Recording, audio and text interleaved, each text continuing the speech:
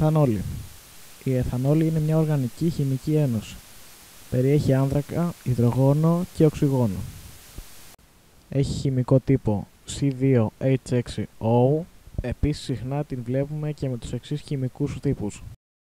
Η εθανόλη ανήκει στην ομώνυμη σειρά των αλκανολών. Κάποια προϊόντα που περιέχουν εθανόλη είναι το κρασί, το θερμόμετρο, το ενόπνευμα και ως καύσιμο για αυτοκίνητα.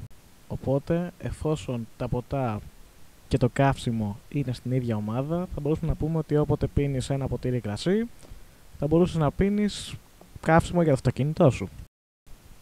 Ταυτόχρονα, η εθανόλη χρησιμοποιείται και για θέρμανση. Ρίχνοντας λίγο ενόπνευμα στη φωτιά, καταφέρνετε να τη δυναμώσετε, ζεσταίνοντας περισσότερο το σπίτι. Πω, κάνει κρύο εδώ μέσα. Μισό λεπτό, πάω να ρίξω λίγο ενόπνευμα στη φωτιά και έρχομαι. Μισό λεπτό. Αυτό εδώ πέρα δεν είναι μπουκάλι πνεύματος.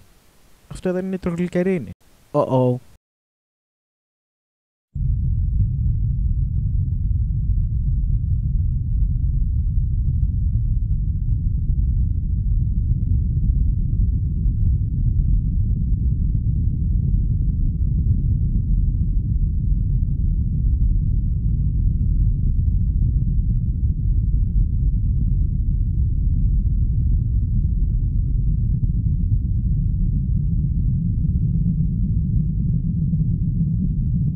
Αυτό ήταν για την εθανόλη.